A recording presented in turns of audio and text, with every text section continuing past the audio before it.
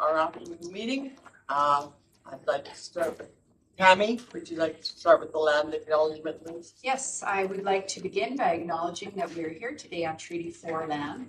Our school division also has land in Treaty 2. Treaty 4 is the traditional territory of the Cree, Dakota, Lakota, Nakota, Saulteaux, and the Métis Nation. We in Southeast Cornerstone Public School Division respect and honor the treaties that were made on all territories, and we are committed to moving forward in a partnership with Indigenous nations in the spirit of education, reconciliation, and collaboration. Thank you, Tammy. Now I'd like to entertain a motion to accept the agenda for the meeting. I move that the agenda be adopted as presented. Thank you, Megan. All those in favor? Those opposed? Motion's carried. Okay. At this time, if anyone has a conflict of interest with any item on the agenda, you can declare it now, or you could wait and declare it when the item comes up on the agenda. Next will be, item number 4 would be the motion for the approval of the minutes of the last meeting. Do I have a mover? I'll move that the minutes of the regular meeting of the Board of Education on April 16th, 2025 be approved as presented. Thank you, Michelle. All those in favor? Opposed, motion is carried. I don't believe there was anything arising from those last minutes to deal with, so at this time, we'll just open the floor for a round table. If anyone has any items that they'd like to share that's going on in their community. I'd like to share McLeod Elementary School was a recipient of the Tim Hortons Smile Cookie fundraiser, and they just had a really successful one with $31,533.90 raised. So that's going to help us with the inclusive playground. Just amazing.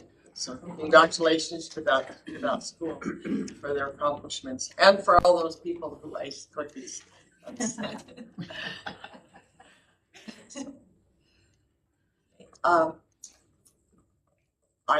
I just know that Stoughton Elementary School just had their second welcome to kindergarten last week, and they said, I talked to some parents who said it was exceptional. They're just so pleased with it. So they're excited about the little ones going into kindergarten.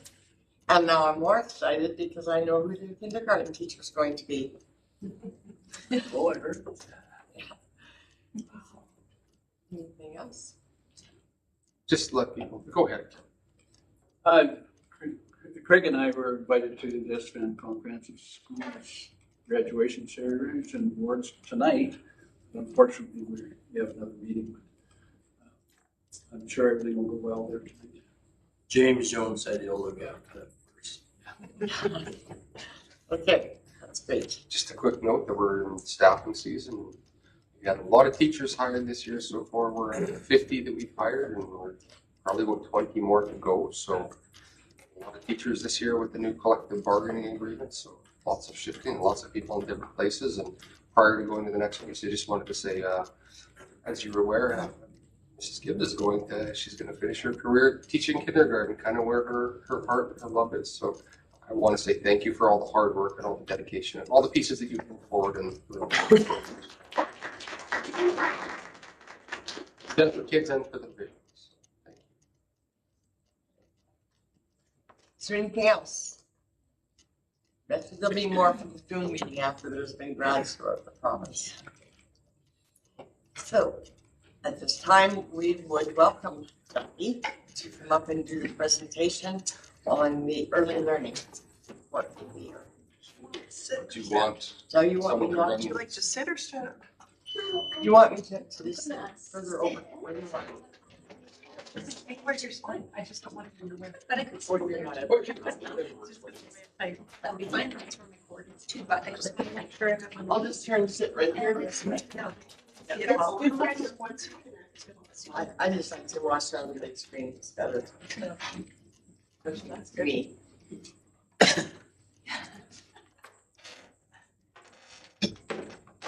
just wanted to share what's in.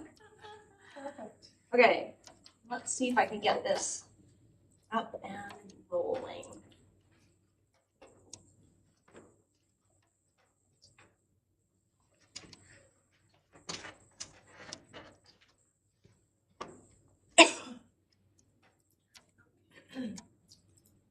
see if I can, well, maybe I can't. Maybe I can't find my notes. That's fine. Okay.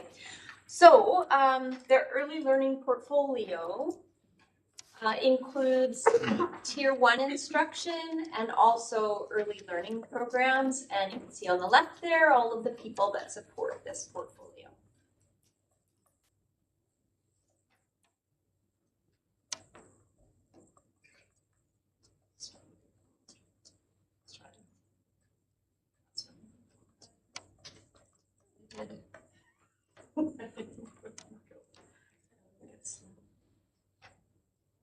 It's frozen. Yeah, it's a little bit frozen.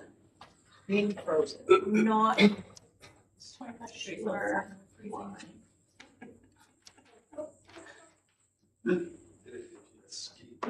Yeah, I tried that too. I tried forwarding, I tried enter, I tried escape. Now I've tried forward, enter, and escape. We'll get you a van up here. She'll try. You think up there Yeah, instead? We'll hook it up to Shelley's and Sure. if you want See to if tell her Shelley when to move forward. Yep. Might have to push the button. Wow. Same height. Meeting up. Okay, now it's going. Yeah. Yeah. It's gonna go now. Okay. Notes. See.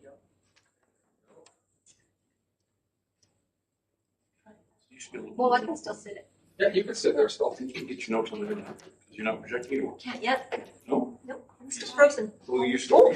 No, I'm. There you go. Okay.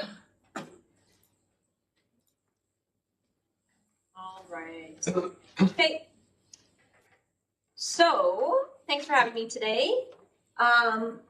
It's just nice to have an opportunity every year to share the portfolio. So, as I mentioned, that there are two different streams to my portfolio, and the one that involves supporting tier 1 instruction takes on instructional coaching, teacher onboarding, Indigenous education, mathematics, and then English as an additional language. We've got Raquel Belfleur, who supports us with Indigenous education, and we've got Susan Wilson, who supports us with mathematics. She's going to be retiring in June, and we've got Liz Rowley, who supports us with English as an additional language. We found someone fill Susan's We're position. not actually filling that one. We're not filling that. Oh, we're not. Our teacher onboarding supports in particular, we send a welcome email to every new teacher on the day that their contract starts, or as close as we can get to the day that their contract starts, inviting them to all of our onboarding events and letting them know what kinds of supports we offer in our school division. So we have our new teacher webpage that gives online access to all of the expectations for new teachers, but also the resources. We have a Noticing the Good visit from our instructional coach. Our instructional coach will go and spend an afternoon in person with the teacher and just make a list of all the things that they see that are going really well in the classroom, so that our new teachers have the energy to work even harder, and so that our new teachers know where they can go for support and know that their coaches are not coming in to judge, but just to support. Then we have our guided reflection discussion with the coach after the Noticing the Good. So the coach will bring out AP 421 and go through AP 421, the self-reflection tool, with the new teacher, so the new teacher knows what the expectations are for all new teachers across our school division, and so that they can just then have a conversation with the coach. The coach can say, like, is there any area here that you think you're going to need support with? Is there anything that worries you? And then the coach can just offer to support while the teacher stays in the driver's seat. So it's not something that the coach comes in and says, I noticed that you're not doing so well in such and such. That's really not our role. Instead, we say, this is how you're going to be evaluated. What would you like support with? So that our teachers stay in the driver's seat there. We have 3-part teacher onboarding seminar series. The first is the one full day in person. That's a group PD. We've got all of our coaches present. SECTA comes, the SDF comes, and our superintendents come as well to go over AP 421 again. and all of their expectations with our new teachers. But then we also have a day 2 and a day 3, and our coaches plan with our teachers. So they are instructed to bring units to plan. They go over student engagement and inclusive practices, and then they do planning together. So again, they're meeting with people who can support them, building relationships with people who can support them in their first years of teaching. These teacher onboarding days are targeted to our teachers that are in their first or second year. And then we also have an optional coaching cycle of support that's offered to any teacher across the school division, including like any teacher, but especially our new teachers. And again, they stay in the driver's seat. They say what it is that they want to work on with the coaches, and the coaches go through a coaching cycle with them. And it's a process of identifying what it is that they want to work on, offering a number of strategies that they could help or model for the teacher, and then the teacher chooses a strategy that would work best for them, and then they go through a process of doing and observing and learning and tweaking. So our goal is that every new teacher feels supported and connected in Southeast Cornerstone. Of the 88 teachers in Southeast Cornerstone who are currently in their first and second year of supervision, 88 of them received that welcome email. 88 of them attended the first part in the series, in the teacher onboarding seminar series. 77 of them so far have received a Noticing the Good visit and participated in the follow-up guided reflection. 49 have attended part 2 and 39 have attended part 3. The reason that we have lower numbers for part 2 and part 3 is that we just implemented part 2 and part 3 this year. So all of those teachers who have been onboarded in the past weren't required to come to our part 2 and part 3, and we're just sort of building those numbers up as we go. We had National Indigenous Peoples Day event in Weyburn last year after my annual report, and so I didn't want to not share it with you because it was such an exciting day. We had 900 students in the morning and 900 students in the afternoon. It was a spectacular event. We had all of the schools in Weyburn, but we also invited, for example, Ocean Man School, and they were excited to come and not be delivering PD. Their teachers said that they were so excited for their kids to just come and attend this celebration of National Indigenous Peoples and not be the people who were responsible for it. So that was a really nice thing to be able to do. It was all very hands-on.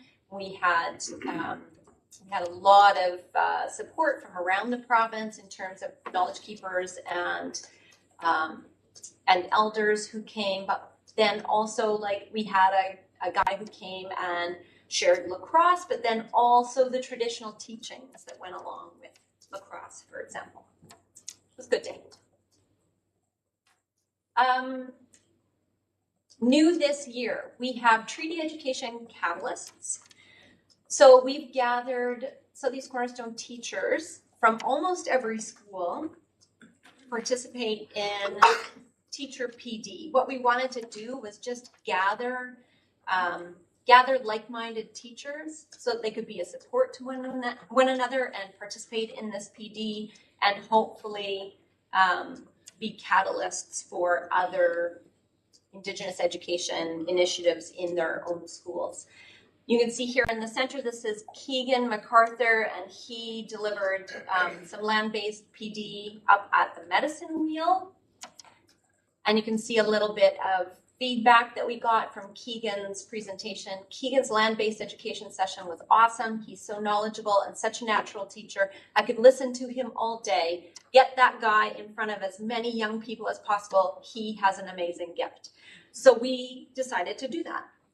So on the next slide, we have 6 grade 6 classrooms. Well, we invited 6 grade 6 classrooms to spend a day at the Medicine Wheel and have Nakota knowledge keeper Keegan MacArthur deliver the land-based PD for these 6 classrooms. We ended up taking 8 classrooms because some of those classrooms were small, so we were able to take some extras.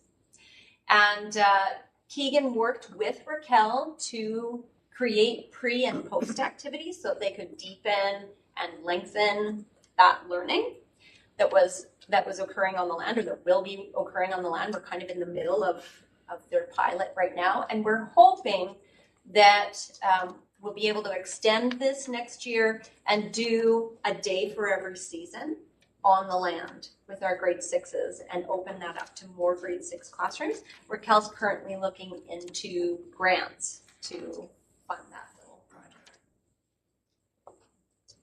Okay, so another part of the Tier 1 supports. We are working at implementing the Math Up program. And so part of our kickoff to gathering a group of math leads from every school across the school division was to take them all to the SUM conference last year. And this year again, we've taken them to the SUM conference. So that's our photo there. Those are all the teachers that came to the SUM conference. Next slide. So is that what you're doing instead of having a math, instead of replacing Susan? It's having math. This is with Susan. Oh, okay. That we've been doing this. Yeah, Susan actually has been instrumental to this. Right, but she math won't, but her implementation. position won't be replaced, or? Not into next year. We're hoping we can maybe contract Susan to come back. We haven't had that conversation with her yet, but we're hoping that, Okay. because it's a very specific person, I think, that is able to do that kind of math PD, and Susan is an amazing. Yeah, Susan's pretty lady. talented. She's Yeah. super And it would be a lot to put on our math leads to just say. Yeah. Yeah. Okay, thank you. Yeah. Math Up in particular is a resource for teachers that aligns better with our curriculum and with current pedagogy than any resource we have ever seen for math. So while it's an excellent resource and nails current research, it's also a difficult pedagogy shift for our teachers. So that's why we're needing to put a lot of support in place in order to get all of our teachers across the school division using Math Up and using it effectively. So one of the things that we're doing with our math leads, we pull them together and then we meet. We have a collaborative team meeting. So we discuss at our tables what our barriers are. And then we share out those barriers with the whole group. And then we discuss at our tables what our celebrations are and what our solutions are. And then we share those out with the whole group as well. And we've been sharing testimonials from teachers who are using the Math Up program in their classroom. And Stephanie Nibbs is one of those teachers who offered up this wonderful testimonial. And I would love for you to click on that, Shelley. I hope we can get that to play. She's a math lead at Assiniboia Park. I don't have access. Oh, for God's sakes. Okay. That's unfortunate. We'll leave it. That's fine. So after her testimonial of Math Up wins, she also had Math Up fails. But after her testimonial, this was the feedback that we got from our math leads. We just asked them, what are your plans for the next months? And we got a lot of really positive feedback and a lot of action-based feedback. So we felt that like we were on the right track, that we definitely needed to continue to support, but that we were on the right track there. I will be using Math Up. I love the all caps. I will be using Math Up for my next unit in grade 7 math. I'm going to implement Math Up as my primary resource for my next unit. We were just really, we were encouraged by those kinds of meetings, and so we've continued with that kind of support for our math leads. Okay, another focus in Tier 1 supports. The Saskatchewan Human Rights Commission, in their 2023 report, had a lot of suggestions for school divisions across the province to address critical issues in reading instruction. And so I took that report from the Human Rights Commission and then went through, did kind of a scan of what things we could tend to and what things we were already doing really well. And so these green ones were suggestions from the Human Rights Commission that I think we already do really, really well in Southeast Cornerstone. We've had a universal screening strategy for a long time, for a lot of years. We ensure follow-up testing and assessment are accessible and timely through our IPCT meetings. Like we have a monthly meeting where kids are on that list and on the list for assessments, and we make sure they get off that list, right? We're tending to the amount of time that children are on that list and prioritizing. Aligning reading intervention plans with evidence-based practice that have been demonstrated to be effective and necessary for reading development. We've done that. I do think that there's room for improvement. Provide information to families regarding their students' progress on a quarterly basis. Obviously, we do that. Review and evaluate psychoeducational assessment process. Again, our IPCT meetings are continuously evergreened. Like those processes are evergreened. Once upon a time, we had all of our SLPs attending those meetings, and then we took the SLPs out because we needed a different process to make sure that those assessments were moving forward in a timely manner. So that's always being evergreen. So I'm feeling confident about that. Address gaps in supports received by elementary students transitioning to high school. Transition is a really big deal for our school division. We have our transition document supporting success for every student, and it's an area that we've tended to, especially over the past year with our superintendent. So confident with those green ones. Next slide. So these ones have not been highlighted because I don't believe that they belong to the school division. So address assessment, support, and accommodations needed for rural and northern communities where fewer options to access assistance outside of the education system exist. I think that's work for the province to do. I don't think that's for us. Review and update current provincial education curriculums, not for us. Encourage teachers in training, not for us. Increase training and knowledge related to reading disabilities into post-secondary curriculums, not for us. So we can go to the next slide. So this is the work for us. Implement best practice literacy and reading acquisition strategies that meet the needs of each child, not only those with reading disabilities. I think it's work that we do, it's our core work, but I think that we can dig in and do better. Offer sustained professional development for teachers in the area of teaching reading and supporting students with reading disabilities. Again, we do it. Do we do it in a sustained manner? I think that that's where we can dig in and do better. Explore how to better support teachers and educational assistants in providing necessary accommodations to students. I think we can do better. And include and consult with Indigenous community members in the areas of education and learning. And again, it's an area I think we can do better. So that's my to-do list. So one of the things that I wanted to do in response to those suggestions from the Saskatchewan Human Rights Commission, I wanted to outline for our teachers what the science of reading really is, because I hear people use that as a buzzword. Like everybody's saying science of reading, science of reading. If you go on to Teacher Pay Teacher, everybody wants you to give them $20 for their science of reading. And unfortunately, science of reading means different things to different people. So what the science of reading is just a comprehensive body of research. So if we say current research in reading instruction, that's what we should mean when we say science of reading. If you're finding a package from Teacher Pay Teacher that says science of reading, that's not it. That's not it.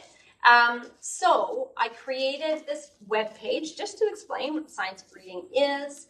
And also I wanted to show our teachers the Tier 1 instructional strategies that are being used in literacy classrooms in our school division that are strong practices. So that's the click on the right there that you can't do. And then also, because it's a picture, because it's just a picture. And then also dyslexia, you can see that little green highlighted bit that says dyslexia. Dyslexia is an umbrella term now, and that has changed over the years, but dyslexia has become an umbrella term for any child who's experiencing difficulty learning to read. And so I just wanted our teachers to understand that, and so we've got that little click there too. And I want to say too, I worked with Pat Podgen on that definition. Just, I did outsource. I made sure that I was not the only person like telling people what to do. Okay, so if you click on that link, I just want to show you what else is there on that page. Let's take a second. Yeah, it might take a moment.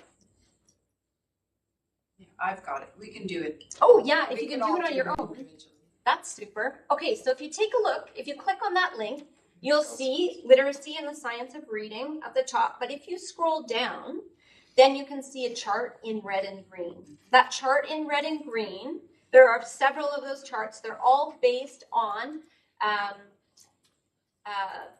the do's and don'ts of literacy instruction as shared by the Dyslexia Association, the National Dyslexia Association in the United States. And it's a well-respected and well-researched organization. And so I've taken that and created just a reflection tool for our teachers to use for every area of reading instruction.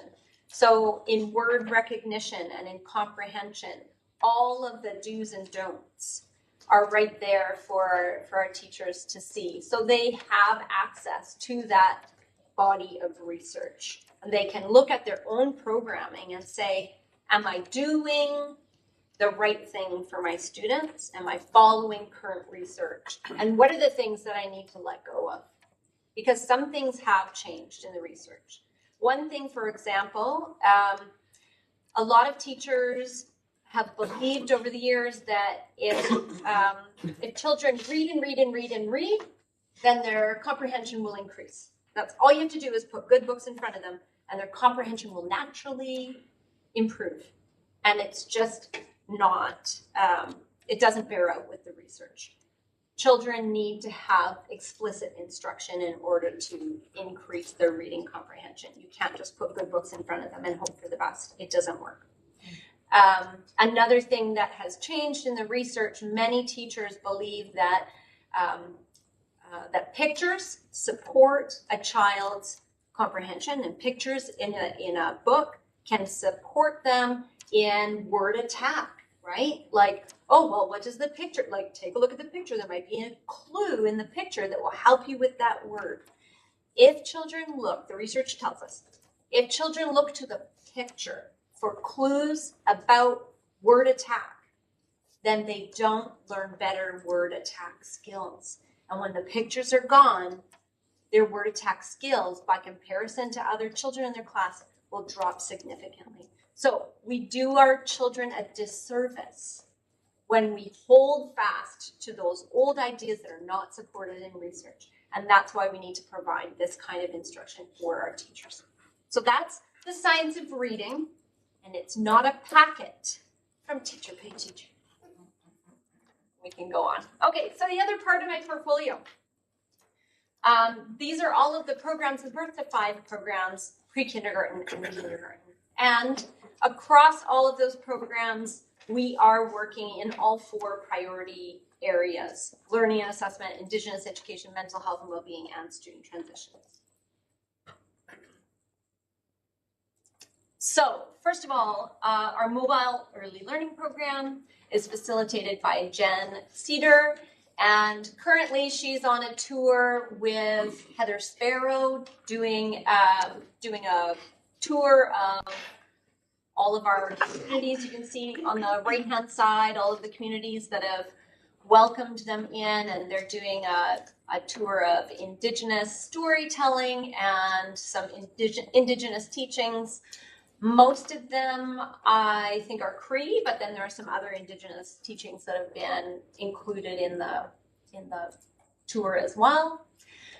I know that on this page, I wanted to point out some of her stats, but I can't read them from back there. So 47 unique communities, 28 schools, 27 different libraries, 5 community centers, 4 family resource centers, 3 First Nations. She's delivered 2,136 learning kits this year, and 2,587 people have attended her programs. She's got some good data for us. We go to the next slide. This next one is Jen as well. The impact events that she runs are a partnership between mobile early learning and also ESIP, our home visitors, and also our pre-K classrooms and also our kindergarten classrooms. Often these are hosted in our regional libraries, and so when we bring families in for these events, we're connecting families with all of those different partners and agencies. So they get that kit that's on the right-hand side, and the QR code helps us to know who's coming to kindergarten in the next few years. Jen gets them on her list, and then she can let us know who's coming. Here's another project that supports our Birth to Fivers, Estevan Early Years Family Resource Center. We're the accountable partner for this project, and so the Ministry of Education provides us with 4 pillars of service delivery. So there's early learning, parenting education, family wellness, and information and referrals. We have a mandate to support families. We cannot do drop-off. We can't do programming that is just for children. We need to support families as a whole. Go to the next one. Actually, go another one and then another one, and then we'll go back. Okay, super. So some of the programs that are offered, I've just put them up on this slide, but there's a cajillion of them. The staff and then also our early learning coaches at the Estevan Family Resource Center work really hard to pull in voices from the community. So they survey parents, they keep data on family engagement so they know who is attending and they know what they're attending. And then we also pull in voices from the community using our community planning team. So we invite people from health and from the city and from the library, from all of the services, the early childhood services that exist in the community, and we ask them, what are the needs that you see in your community and what might we be able to address through the Family Resource Center? And then we work with the operating board to brainstorm a little bit more, and then we create our strategic plan and our financial plan based on what the community has asked for. So now you can go up. Okay, so masterminds. I know that I have mentioned masterminds to you before, and I think the last time I mentioned it to you, I might have said that we had 3 people who wanted to participate in masterminds. Like when we first started this program, we had 3. And then the second time we ran it, we had 3, and 2 of them were repeats. And so we felt like, oh, is this really gonna fly? We weren't sure, but we really believed in the program because one of our, our mandate is to serve families, right? But we also saw that we had too many people applying for pre-kindergarten that we couldn't offer services to. So we wanted to expand that experience for children and families in Estevan, but we had to do it in a way that was serving families and not just children because we can't do a drop-off. So our Masterminds program begins with a parent training. The parents have to come in order to preserve their spot for their child in this program. They learn how to document learning through play.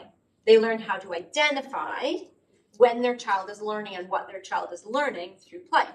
So, parent participants, oh, sorry, can you go back?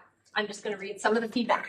So the parent participants said, this is what they reported that they learned, the parents learned, how amazingly different each child is and the different ways they all interact and how they learn so much through play. They learned how to communicate with my child and help her learn to resolve conflict instead of just removing her from the situation. They learned, I learned that every child is different and that they develop differently. So we can go to the next slide there. And this is what the parents reported that their children learned. I noticed that she has started labeling herself as a thinker. She examines problems and thinks of a solution. We're talking about 3 and 4-year-olds here.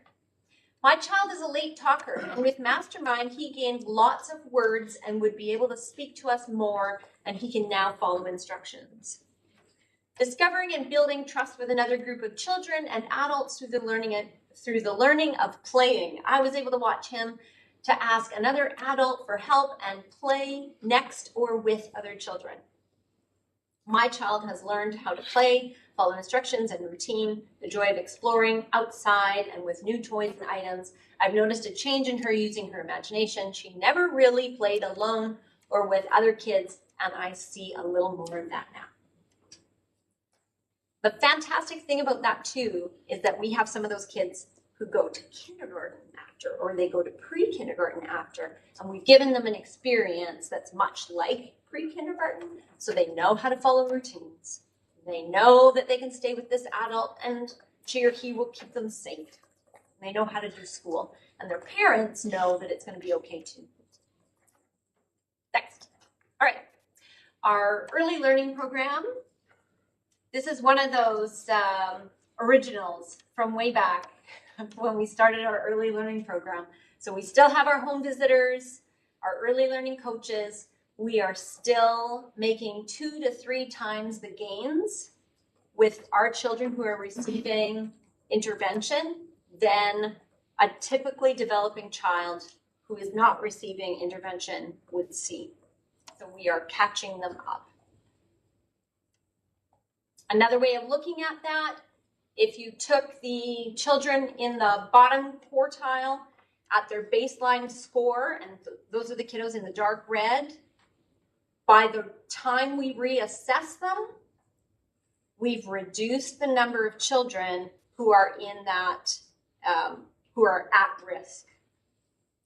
And we've increased the number of children who have appropriate skills for their age.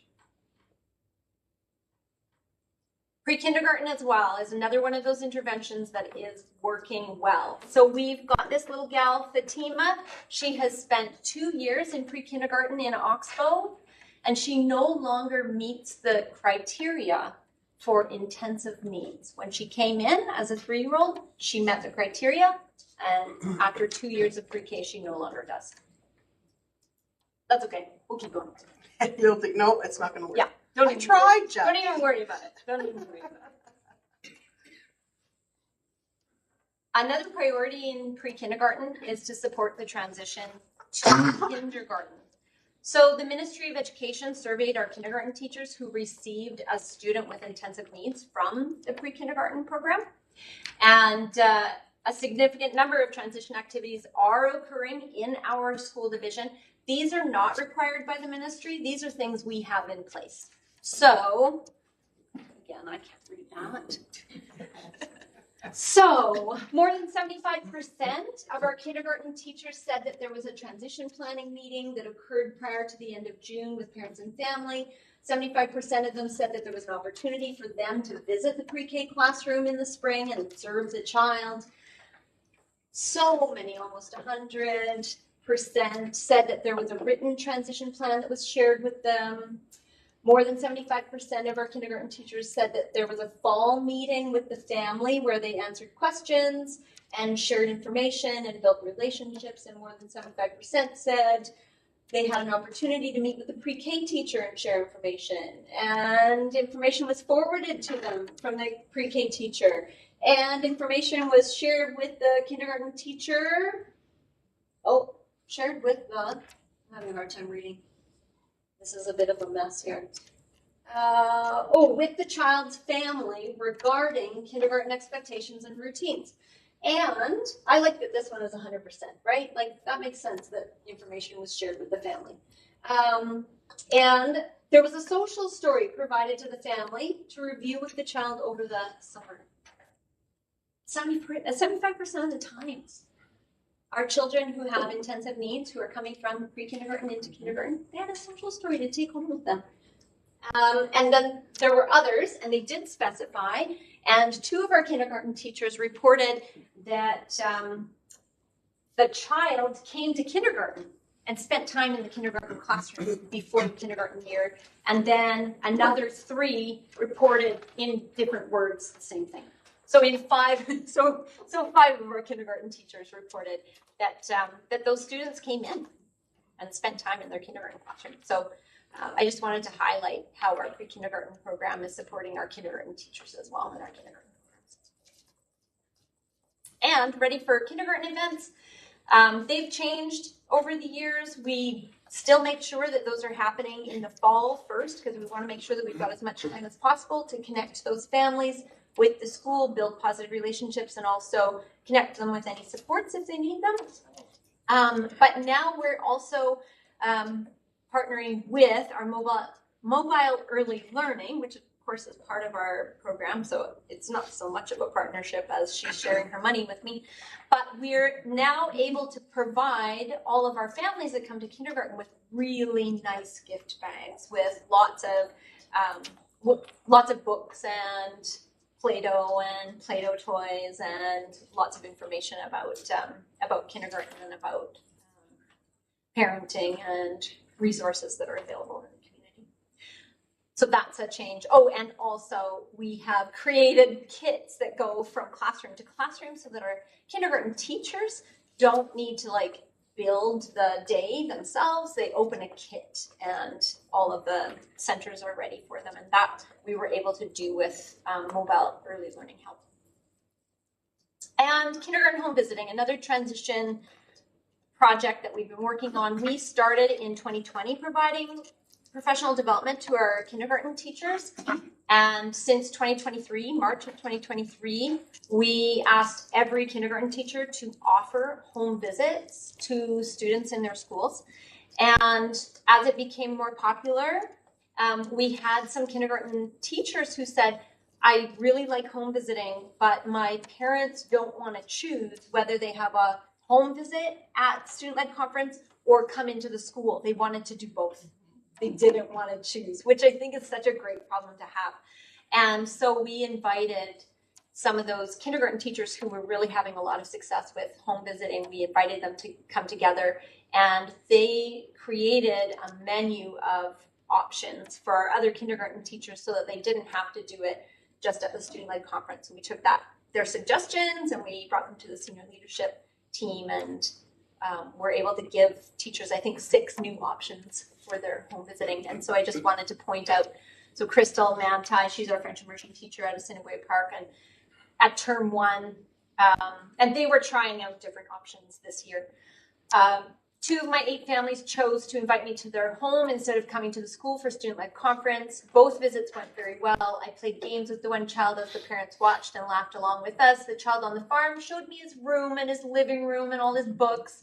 He then took me outside to meet all his farm animals, and we played in the snow. His mom and little sister came out after us. And then you can see in term 2, 6 out of 8 families wanted a home visit. So in the first term, it was just 2 out of 8, and then everybody heard about how much fun it was, so then they wanted in on the action. And then Cassie Martins, she's out at Yellowgrass, she reported, did a visit with Christy to meet a future K student. My RTI covered my class for one period to do this. I loved it, very glad to have gone, and it was good to go with Christy for the first time. So Christy is her early learning coach. And Christy reported, Cassie and I had a joint home visit with a family that has a child transitioning into kindergarten this fall. We didn't have a set agenda. We brought a few toys and just followed the lead of the children in the home. I brought a dream map and talked with the mom about her hopes for his learning and now and in the future and what supports are needed. Lots of great strategies came up. We left feeling like a team. The family's voice was honored. The RTI admin covered for Cassie for one period when we went to the home visit. Simple to do, but really impactful. And that's it. Thank you so much.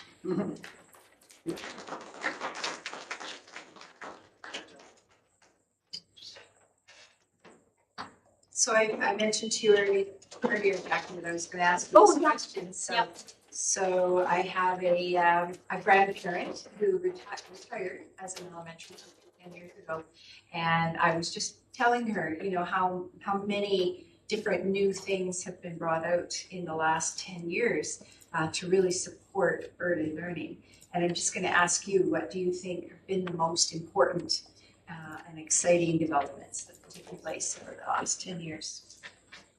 Well, I mentioned this to you earlier. I think that one of the biggest things that we've been able to do is shift the conversation so that we're hearing more parent voice. Like in the home visits that we do and the welcome to kindergarten events that we do, the focus is always on what the parents know and what we can learn from the parents about their children, what their child's needs might be, and also what their dreams are for the child. And so that I think would be the biggest thing. But I know that Devona was also mentioning that it's a more strengths-based approach to education now, and I think that that's a really that goes hand in hand, I think, with the parent voice and recognizing that our parents know their children.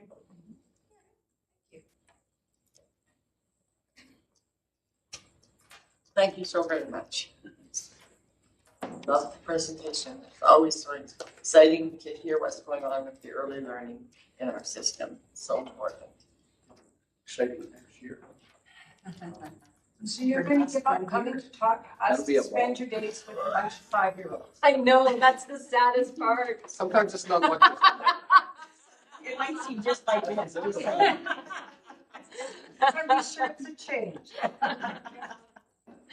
You're lucky kids. Mentality Yeah, about the- I will be about the Very same. excited. I'd say the mentality would be about the same. Kindergartens are my favorite people. They really are. They really Yes, are. I think we have some exciting times because yesterday I was at the graduation from the high school and one of your new students is going to be Spider-Man when he grows up. Oh, And is another one exciting. is the girl said she was going to be a mom and a truck driver. So that is exciting. it's It is. so exciting to listen to their. Well, and you know, yesterday I was meeting a new family coming onto our early learning caseload, and they're going to be doing home visits. And so I went for the initial meeting of the family, and the mom is a former kindergarten student of mine. Oh. And so yeah, so it was just really, really nice Wow. it was really, really nice to take a trip down memory lane and know that I'm going back there again. All the best. Thanks. Yeah, thank you so much. Jen, go again. No, anyone?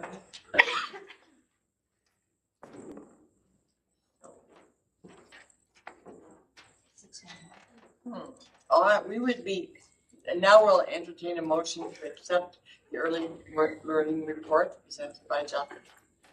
It's a motion. The board, I'll motion that the board receive the early learning report presented by Coordinator of Early Learning, Jacqueline Hibbs, with a focus on teacher onboarding, Indigenous education, math up, equitable education for students with reading disabilities, and early years programs. Thank you. You've heard the motion. Is there any discussion? If not, ready for the question? All those in favor? Those opposed? The motion is carried. Okay, 7. Yes. So we at number 7? Yep. We will go to the director's report. That was posted for your review. It's getting pretty long because we've been hiring a lot of teachers, lots of contracts being out. It's exciting to know that we're going to have at least 25 more teachers in our system than we had last year. It's good news. We get all those positions filled, that is.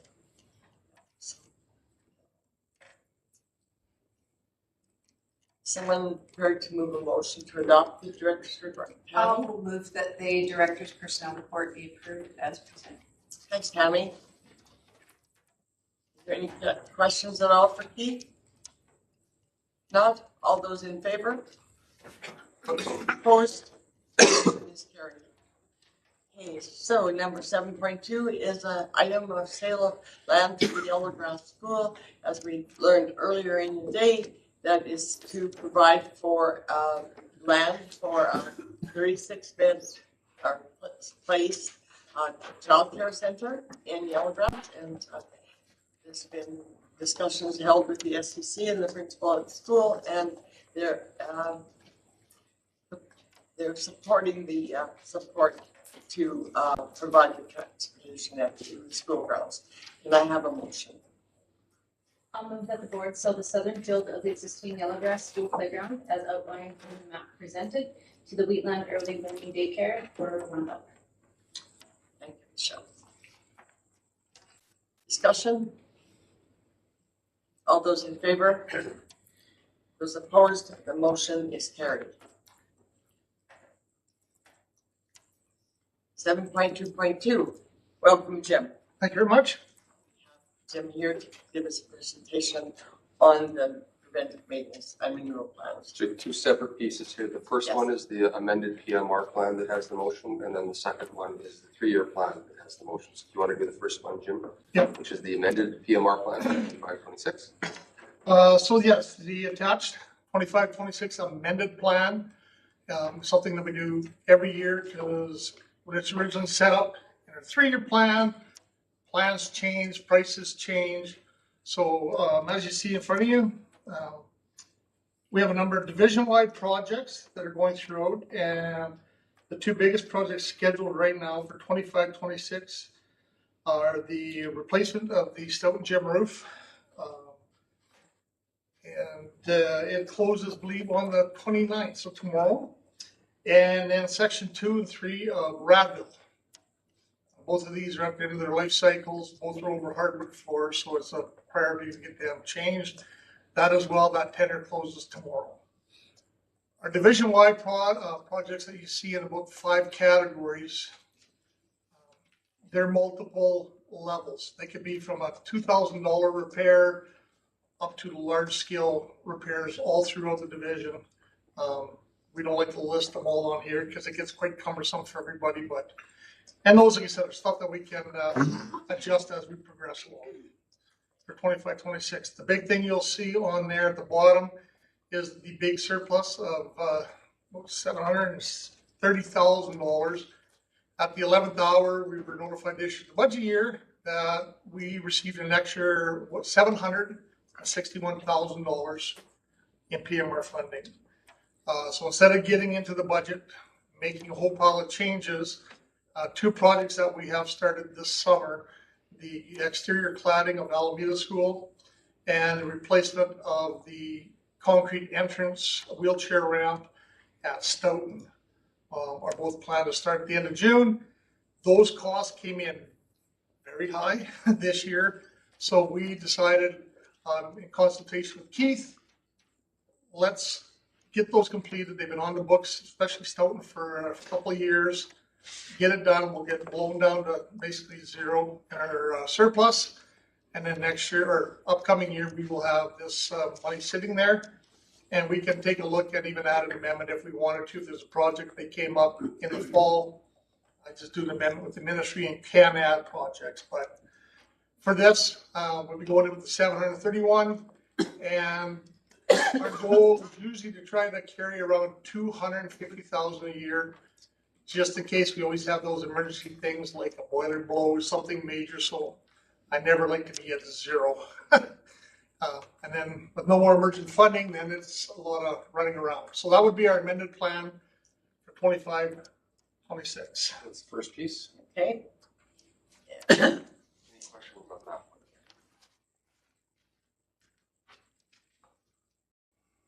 If there's no questions, we'll have a motion for the first part of the plans.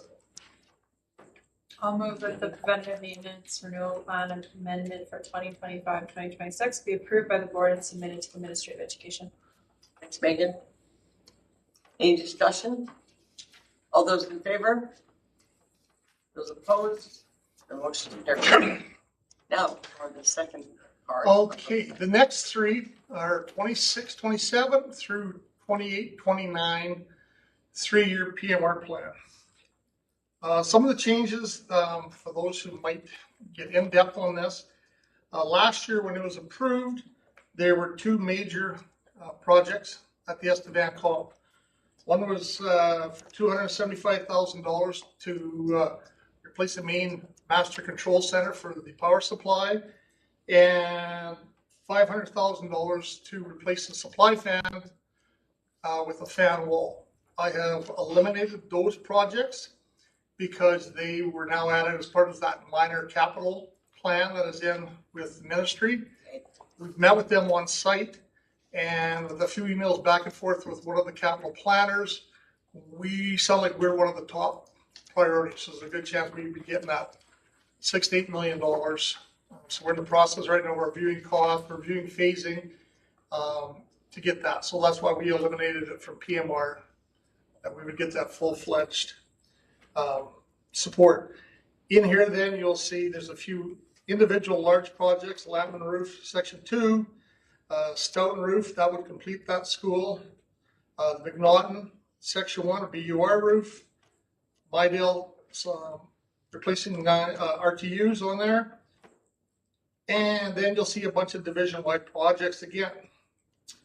A new in the next 3 years is you'll see the division-wide accessibility upgrades.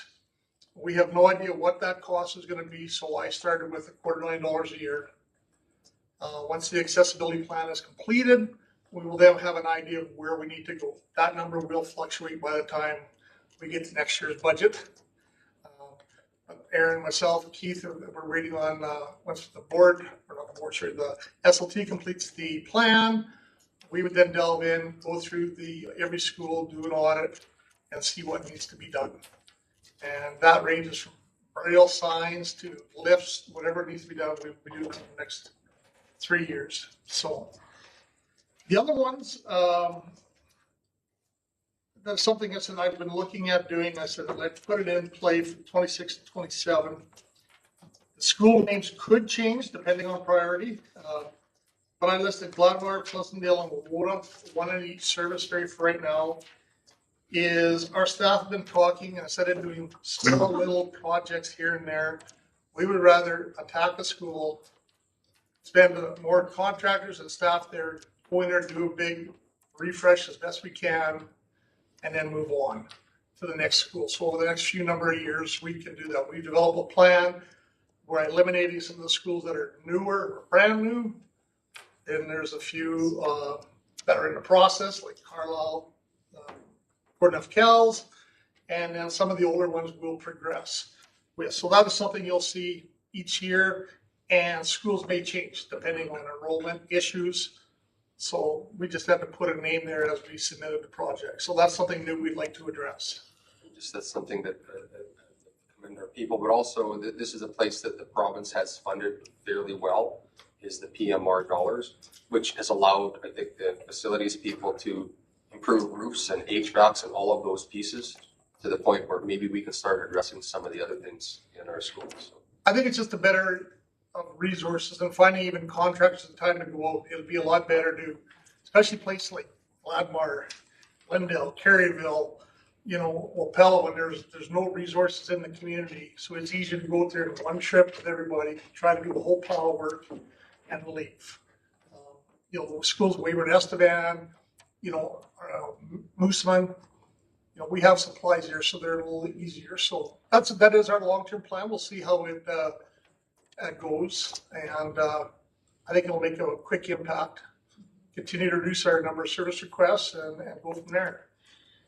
A lot of it just the same as the next couple of years. If you have any questions on specific projects, but I figure over the next couple of years, our biggest between the refresh, minor refreshes, we'll call them, hopefully the Estevan Comp with that money, and the new Carlisle School, we will, it'll be a quick, You'll have your hands full. it'll be a quick 3-4 years. So, yeah. lots of stuff, but excellent. Great, Thank you, Jim. So that's the second part. Yes, another motion, please. helps. I move that the 3-year preventative maintenance renewal plan for 2026, 2027, 2027, 2028, and 2028, 2029 be approved by the board and submitted to the Ministry of Education. Thanks, Megan. Discussion? Hearing none. All those in favor? Thanks, Jim. Any questions on the parallel school while I'm here? Before I- All right, now I got that. Perfect, thank you. That's Do easy. you have anything to tell us? We'll find out tomorrow. We're there Oh. for 66% drawings tomorrow review, so. Oh, Still on B, right? What's that? Still on This will be class B, so this price range has to be within 10%. 10, around the 10, 15%, so. We'll continue to be the site, will be the big fight. Yeah. Continue on. Think we're there, though? Pardon? Not yet. And honestly, we'll be there when we go to tender. Okay. This whole plan that they have is not feasible because once you tender, you don't know when you're gonna be 5 under or 8 over. Nobody knows. Right. You gotta go to tender. Always, Okay, yeah. thank you. Little ways yet. You little ways yet. Yes, thank you. Thanks, Jim. Thank you. Thank you. 7.3. Okay, we would go to Terry Foxton. Just an announcement that there was our contribution to the Terry Fox Run was considerable again from our schools, and they were getting acknowledged that by sending a T-shirt, and we are making sure that that goes to the student who did the best fundraising, I believe, is one. I got 3 schools there that have again made top fundraising status. There's Cardiff, Carlisle, and Arcola. Yeah, Carlisle. excellent. Yeah. So, thanks to our schools for doing that.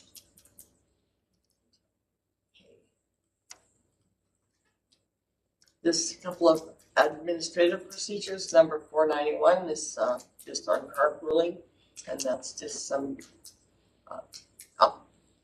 updates basically to comply with what is best practices, I think, along the way. And also administrative procedures number 493 is ethical practices. Is there any discussion on those things? It's not requiring a motion or anything. It's just information.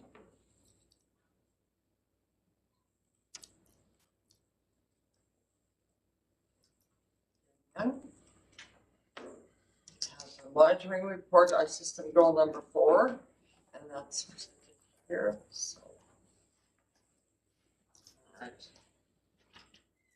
just want to open on the screen.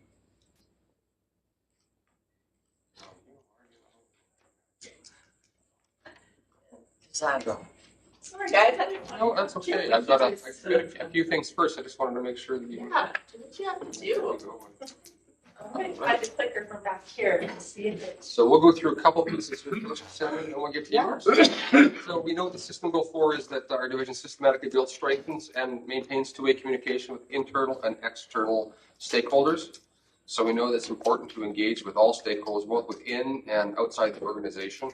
And that's a key factor for success achievement for every student in every school. We know there's a range of processes, so I've included a number of pieces of communication that we have utilized over the school year. It's not an exhaustive list, but an example of the different things that have been done. And part of that the board has been engaged in, and part of it has been SLT, and part of it is administrators. So you'll see some of those things there. So, for example, we held our annual face-to-face forum conducted with MLAs. We know that we had Kevin Weedmark, Lori Carr, Michael Wegger, and Daryl Harrison on this year's agenda. The board was all involved in that. We held our joint meeting with Holy Family this year once again. That just happened not that long ago. We are going to be holding our annual meeting with the Teachers Association. That's happening today. That's an ongoing partnership between this sect and the board. I know you've been actively involved in participating in all events organized by the SSBA, including board chair, council, public section, both general and annual SSBA meetings. All events took place in Regina. The annual spring assembly was Saskatoon. I know there were also school community council engagements and networking sessions again this year. 3 different areas in our school division, run by superintendents, but board attending. And then I know the Board of Education also strives to attend school community councils at each of their schools in their respective area, at least once in a school year if they can. That's a dialogue between the SEC and board to support student learning at each school. At the school level, we have formal parent-student-led conferences as well as report cards. We have school community councils at each one of our schools. And then we also have local advisory committees in our 3 First Nations schools. Some division level examples of engagement. We have a calendar process led by our deputy director this year once again that meets with SECTA as well as Holy Family to ensure that all of our employees get an opportunity to vote on 2 different calendars, and the board is good enough then to approve the most voted on calendar. Administrative council, we meet with the administrative council on a regular basis. They help to kind of guide our system in a lot of ways and help to implement things with the administrators. We meet with the administrator group at a monthly meeting. A portion of that is dedicated discussion, which allows for communication and the work and direction of the system. So most of the meetings we held face-to-face, and we do some supplementary in between online. And then we have senior staff, managers, coordinators, CFO, superintendent of human resources, deputy director, and director of education. They meet 4 times over the course of the year. The superintendents of schools for each area regularly attend school community councils in places they receive. We have the Southeast Community Mobilization Steering Committee, Southeast Community Protocol for BTRA. Aaron Hiskey is the co-chair of that, and I believe we have a meeting for that coming up as well, Aaron. Yes, it's on June 2nd, I believe. I believe so, so I'm looking forward to that. I meet monthly with the SECTA president. It's an open dialogue to discuss issues as they pertain to concerns. I meet monthly with the director of education for Holy Family, discuss concerns of mutual interest and any issues that might be happening. And the executive assistant meets monthly with the Saskatchewan Ministry Division Communicators meeting held with the Ministry of Education and School Division Communicators. I look forward to the reports we get from Carolyn on those. Always interesting. Executive assistant also monitors the contact us feature on the email service. So quite often if there is if someone has a concern, it comes through that contact us. They're looking for a contact on the website. So it comes through there and we get it routed to the right place. Executive assistant attends all regular public board meeting and prepares board highlights from the meeting. We often ensure employees and local media. We have Norm contracted to attend all regular board meetings and write feature articles. So you notice those will go in the different newspapers around the division. So thank you, Norm, for all the work you do in terms of that. Each manager and coordinator holds forums and events where he engages staff and opportunities to discuss issues, challenges, to network and lead relevant professional development. We just actually had a conversation with Whitney around managers and coordinators once again holding what we called a carousel. So we'd set up a little thing where the SECTA would come in and we'd set up different areas and they could kind of carousel through. And I think you maybe were involved in the carousel perhaps as well. Very similar thing. So SECTA is asked if we could do that again for them. We have the Digino message that's sent out weekly to all staff, and that kind of rotates through the year depending on what time of year it is and what's happening in the school division. Cassandra is very helpful at making sure that all of our social media pieces are updated and we're following and promoting division school student accomplishments. We meet yearly with our First Nations partner to share data and plan for future improvement. That's happened with all 3 of the nations that exist within our school division. We sit on the community safety well-being committees in the cities of Estevan and Weyburn. Weyburn just actually is starting here, and Devin will be the co-chair of that committee. The division office holds monthly staff meetings, support the work of the system. I've been to 12 schools so far this year, actually 14 now because I was at 2 last week. So since I've done this, we're at 14 schools. It's tough to get out there sometimes, but I think it's important to be able to see and talk to people in the field. And then I will be visiting schools at the end of this month, or at the end of this month, start of next month, to deliver retirement gifts on behalf of the board. And with that, I'm happy to have Cassandra here to talk about all the magic she does. I don't really understand. Big expectations. All right, I'm going to turn this off here. Well, I was going to say, I don't know how magical I am, but. Seems like magic to me, but I'm old, Cassandra. Look in some ledger books. I know when to shut up. Look at that, we're good. Look at that. Perfect. So I was going to introduce myself, but Keith did an okay job of that. Yeah, my name's Cassandra. I'm the communications officer here, and that's me. So now that you know who I am, I'm just going to kind of run over a brief agenda of what I'm going to talk about today. Obviously, I've done the introduction. I'm going to go over a few definitions that I use almost every day in my world that most people don't use every day in their world, but that I will use quite a few times while I'm talking today. So just to make sure that everybody's on the same page with the words I'm going to be using. Then we'll go over the social pages, the posting types, some of the additional vehicles I use to get communications pieces and messaging out. I'll touch on a few of the upcoming projects that I've got my hands in, and hopefully within good time we'll wrap this up. And hopefully I'll answer all the questions before you have them.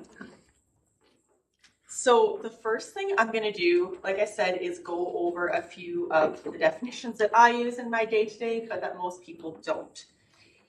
And I know you guys have been sitting here for a while, and I can see that like elbows are on tables, hands are on heads. So I brought a few treats with me to kind of help illustrate what some of these definitions mean. So hopefully you guys are okay with candy, because I use candy to define things in my world. So we are talking about social media. So these candies represent our reaches and our views in social media.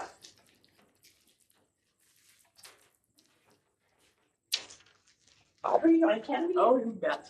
Thanks. Carolyn?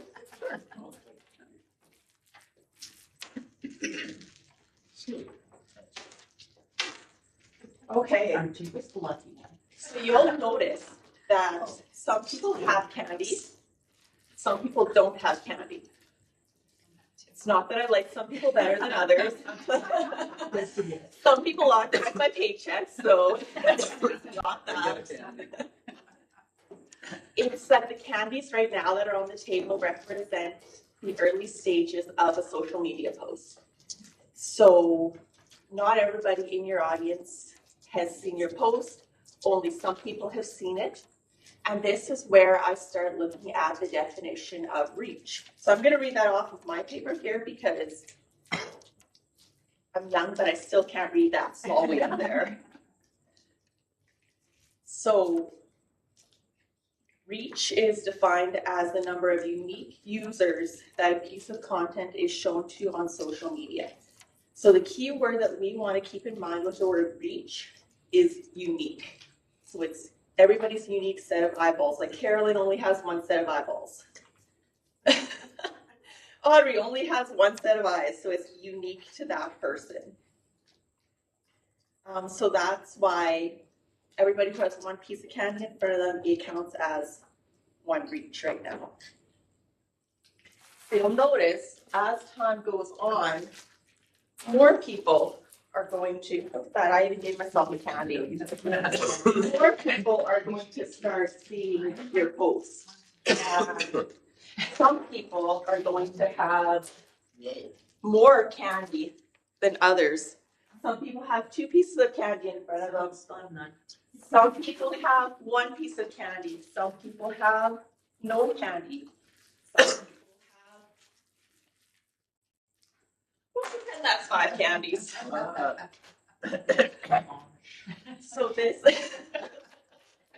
So the candies represent, so if you have one candy in front of you, that's one reach. But if you have multiple candies in front of you, each candy counts as a view. So a view, once again, I'm going to read off my paper because I can't read that definition that far away. But that's defined as the number of times a piece of content was seen by a user, even if that piece of content was seen multiple times by the same user.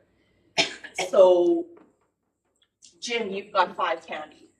So that means you saw it once, and then you might have seen it again 4 other times, whether that be Take that long to understand it. Whether you saw it on your news feed, whether you saw it on our page and said, oh, that's really cool, I need to go back and see it again. So you looked up our page and you saw it again. That's how you got 5 candies. Once you have a reach and a view, you can't take it back.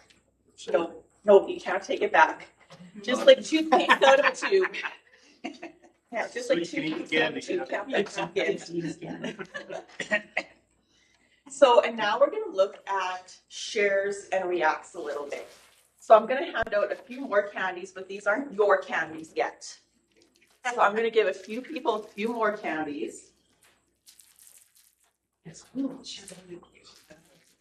One candy for your one. Two more. So everybody who has candy in front of them, that I gave you extra candy, I need you to pick somebody in the room to give that candy to. So that's essentially going to symbolize you seeing our social media posts and sharing it with somebody. Thank you. That's one.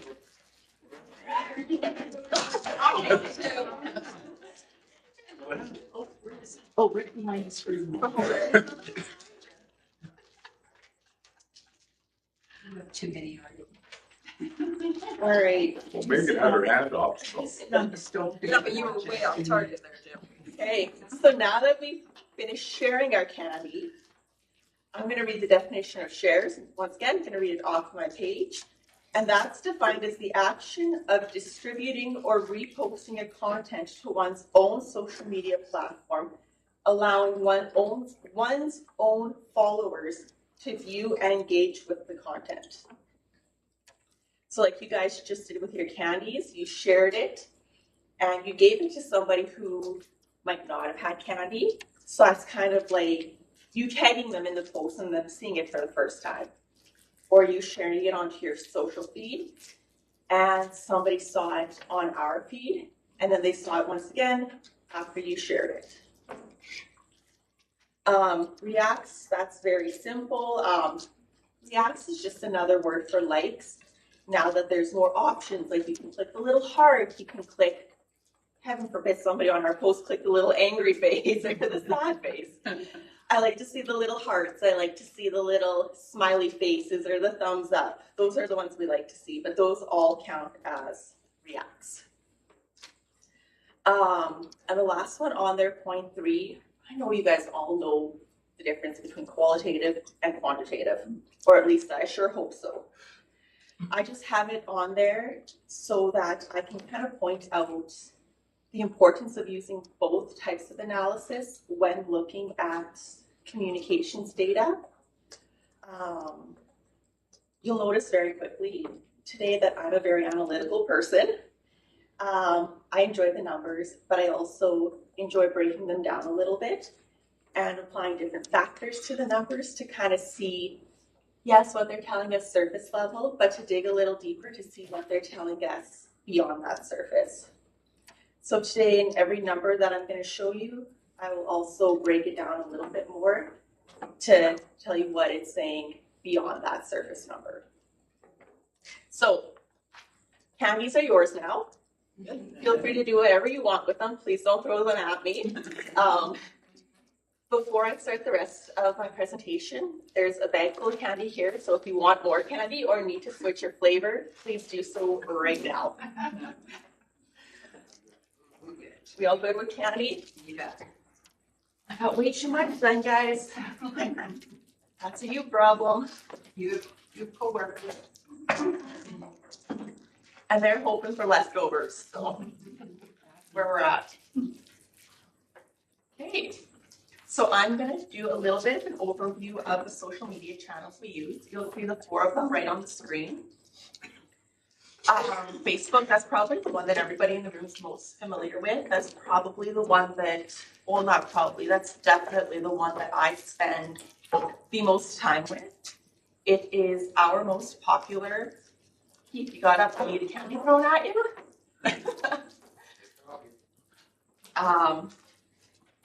It's the most popular one. We've got the highest number of followers on that one. We get the most engagement on that one.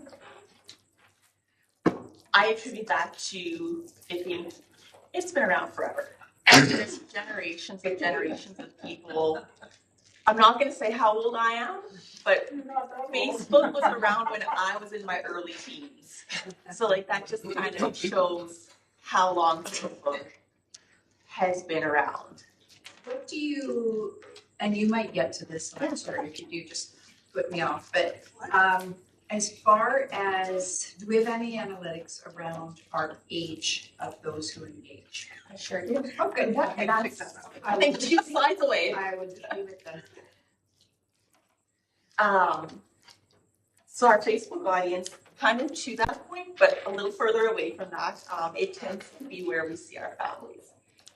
We don't tend to see those younger teeny bops on our Facebook, and we don't tend to see those 65 pluses as frequently on our Facebook. We tend to see those, the age demographic that would typically be the parents or administrators in our schools. The next one on this list is Instagram. So probably the one that you're probably tied with X or Twitter that you're most familiar with. Instagram, just like Facebook, it is owned by Meta. And it's our second highest platform for post interactions. And it is the third highest, just under Twitter, for followers. The audience on Instagram, much like Facebook, is primarily of our families. LinkedIn, it's primarily for those public organizations and professionals. Now, Twitter, I'm still of the demographic. See, I just said Twitter instead of X. That just, that gives it away. When I first started on that platform, it was called Twitter. So you might hear me slip up today saying Twitter instead of X, but they are the same thing, and I will do my best to say X instead of Twitter. But it is, much like LinkedIn, we see those professionals and public organizations on there, and it is our second highest platform in terms of followers and the third highest in terms of engagements with our content. Before I go to the next slide, I just want to talk a little bit about social media. And when I do talk about socials, I'm referring to far more than just posting a pretty picture with an easy to read tagline. It's reacting and sharing comments. It's reacting to when people share our stuff. It's engaging with the school's pages. It's answering questions on comments that people might leave. When people private message the page, it's monitoring that and responding to those comments or directing them to the appropriate place that they could get the answer to their question. And social media at its core was designed as a platform to connect people. And that's something that's still really important and stands true today. And whether that be a call to action of to learn more about something or to tag a teacher that made a really great difference or a bus driver that made a difference for their child or a student at their school. Whether that's encouraging a conversation or continuing a conversation that's already happening somewhere. Or, like, let's be honest, how many of us are scrolling through and see reels and we think, oh, that reminds me of somebody, so I'm going to share it with them. And that's a form of connection and connecting to somebody. So sometimes that connection is just sharing content that really relates to somebody and that is going to be important to somebody.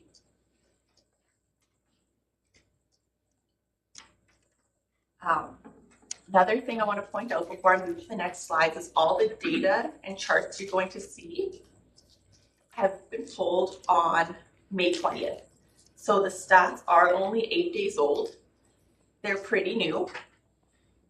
That's one thing I do like to keep on track of every week is looking at the stats and the numbers on our social media channels. I've been really fortunate that a lot of the numbers I get are growing every week, so that's good. That's things I like to see. But by keeping track of the stats every week, it is a good health check on our social channels. So if there ever is a trend that's not favorable, I catch that right as it starts before it turns into anything that requires worry. Okay. Now the fun part. Oh. Okay, that little blue dot will disappear soon. There we go. So the first social media channel I'm going to talk about is Facebook. So Facebook, we have 3,010 followers as of 8 days ago. That number will have grown because it was a week ago. You'll notice that our followers are primarily women at 89.6, so 90% of our followers are women. And our followers are primarily people who are within that 35 to 44-year-old age group. A shifting trend that I have noticed over the past year on our Facebook channel is the percentage of male followers has been slowly increasing. So that's nice to see that some of those male figures in students' lives are kind of becoming more a part of the schooling. I also have noticed the percentage of followers in that 45 to 54-year-old age group is slowly growing. So that's something really interesting. And when I say slowly growing, like I don't mean like 10, 20% a year. I mean like 1 or 2 percentage points. But if you look at it in another way, when we have over 3,000 followers, that 1% still means 30 people.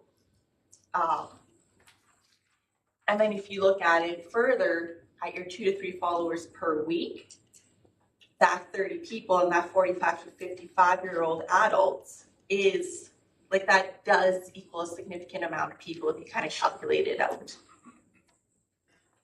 So that's definitely something that I've noticed and that's notable, and I think that's a really interesting trend that we're seeing. So the top cities for our top locations, I guess, for Facebook. It's no surprising that we were in Estevan or your top. Those are the 2 largest cities in the division, so there's absolutely nothing alarming on that slide. The one thing I do want to point out though, and it kind of speaks towards some of the support and involvement of those smaller communities. I'm going to use, let's pick Redverse. Let's pick on Redverse here as an example at 2.7%. So at just over 3,000 followers at 2.7%, that's, my math says 813 people. Yes, I calculated that before. 813 people in that Redverse area is going to be a higher percentage of their population than 813 people in Weyburn. So like proportionally, like that is like I do like seeing some of those numbers, even though they're smaller numbers, they do come from those smaller communities. Okay, and this one's very small. I am sorry for that, but I had to get all the data on one slide. So I'm just going to break this down a little bit further. So the top line, it just says the title of the post. It says the date it was published, the reach, likes and reactions, comments, and shares. So this is the top 3 posts we had for the month of May. I pulled for the month of May. The first one is a poster we shared for the Madison Cameron presentation that was happening. The second one was Speech and Hearing Month, recognizing our speech pathologists. And the third most popular post was a post done for the CMHA Mental Health Week. And that was a post where an educator shared a tip for educator mental health. And this really goes to show the importance of shares and how those impact the reach. Shares really are a huge thing in helping organically grow your audience. They shared, well, I guess share, yeah. But they show your content to people who may not follow you or regularly be exposed to your content. So this is another place where I really want to bring in that relationship between qualitative and quantitative results. So if we look at this top line for the Not So Different After All poster, it shows that this post received 58 shares, but the reach was 9.3K. So like that's a very significant group of people. So let's use Joe individual and ABC organization. Each of those shared the post. Each of those counts as one share in our analytics of shares. But if you look at how that's going to impact our reach, I'm never going to say that one share is more or less important. You will be addicted to this. I cook chicken breast just like this. Oh. That was on your page, I'm sorry. Just checking out the page. Ooh, do we have cooking tips? Like,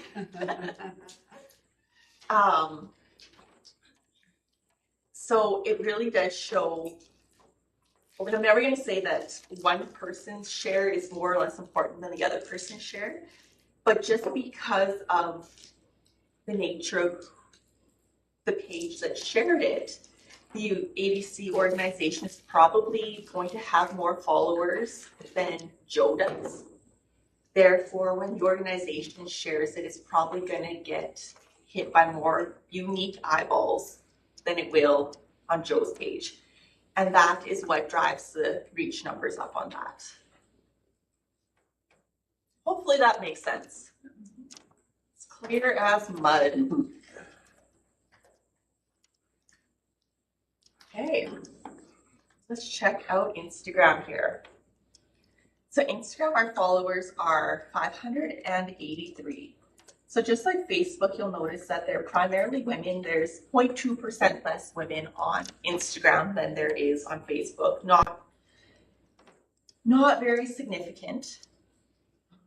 Sorry, not 0.2. That's 3 point something percent. I'm not good at mental math. I'm sorry. Primarily people 35 to 44 age group. But much like Facebook, I've noticed that the percentage of male followers on Instagram has been growing over the past year. And I've also noticed that the percentage of followers on Instagram, they tend to, like that 45 to 54-year-old age group is growing. So that's, just like Facebook is an interesting trend that there's so many things that could contribute to that I'm not going to speculate what's contributing to it, but because there's hundreds of things that could be doing that. Location breakdown for Instagram, much like Facebook, not surprised, Weyburn and Estevan. You do see on Instagram, we do see those Regina, Saskatoons. We need to keep in mind that when we're looking at followers, yes, it includes families, yes, it includes our schools, but it also includes a lot of professional organizations. And sometimes these professional organizations do have their head offices in those larger centers, so that will account for a portion of those larger cities that are listed in our followers. So I'm sorry, once again, this is a very small text, but this is our top posts from the month of May for our Instagram channels. The top slide, just like on Facebook, it's the title of the post, the date it was published, the reach, likes, interactions, comments, and shares. The first one, the most popular one, was the poster for the Madison Counter presentation. Second most popular one was actually a surprise to me with this one, but it was our SECPSD May newsletter was the second most popular post in April. And the third most popular one in April was pre-kindergarten registration. So Jackie won it. I'm upset she wasn't there. She would have liked to hear that. Did she have a tear when she left? A little bit, yeah. I thought so. Yeah, she looked at me, she's like, this is hard, so she had to leave. One thing I do want to point out while we're still on Instagram is that you'll notice the shares are a little bit different on Instagram than they are on Facebook. So when you're sharing stuff on your personal Instagram, if you're on a page, you have the option while staying within that Instagram app to share it to your story or to share it with somebody in a private message, but you don't really have that option to share it to your own personal feed on Instagram. So I think that's a big part of why you see that the shares not impacting our reach as much when it comes to Instagram. You can obviously share it to a different platform, but while staying in that platform in the Instagram app, it's a lot harder for an individual or an organization to redistribute somebody's messaging. Are there any questions about those two? I have a question. All right. Because I don't hardly get anything. Like, well, how is it that some things get posted on, like when you post something, it doesn't come up on my page. You gotta like it. Do I have to like it first? Well, you don't have to, but your algorithm is gonna take you back there more often if you like. Because lots of things I guess I don't use my Facebook as much as other people, and my sister's cell phone says did you see this on Facebook or whatever? And I don't. I'm thinking, why am I not getting it? They're my friends on you might, if you don't look at it very often, it's a page. So something that they've seen, because they've seen the day or within a week when it's posted, if you don't look at it very often, it's gone way down. So you could, because I assume you follow Southeast Cornerstone, you can just go on their page and then you'll see everything that's there. Okay, You see what I mean? I think so, but I just seems I feel left Well, out the so more many you times. interact with that page, But the if more you- you'll see on the your more time. It'll pop up on Okay. your I just have to do it more. Yeah, and I'm really glad you guys brought that up because I talk about it a little bit later, but because it's came up right now, let's chat about it right now. That really kind of breaks the algorithm a bit is what we're going to talk about, is how to break that algorithm of Facebook. A lot of people, I've received a lot of people saying, like, not from here, but like even my friends saying, I don't see your personal posts. I don't see my mom's posts. What is going on? And they know that I work in Facebook every day. So they're coming to me and they're like, what is going on with this? And I said, well, you just shared me 5 pictures of a turkey dancing with a cowboy hat on yesterday. Yeah. That's why you're seeing 5 pages of turkeys dancing with cowboy hats, is because you're sharing it with other people. So the algorithm, you're essentially telling the brain behind Facebook that I like seeing turkeys with cowboy hats.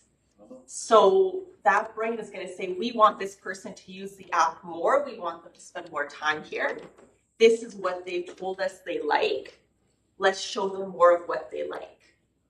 So the way to see more of certain things is to start engaging with it, to start viewing it more often, to start sharing it, to start commenting, because that's your way of telling the brain behind Facebook, this is the stuff I like, this is the stuff I want to see, show me this and I'll spend more time here. See? So I know I don't go on Facebook as much as a lot of people, but I'm way past that age group that look, I'm just happy to be around somewhere. Wish I was 54. No, I don't.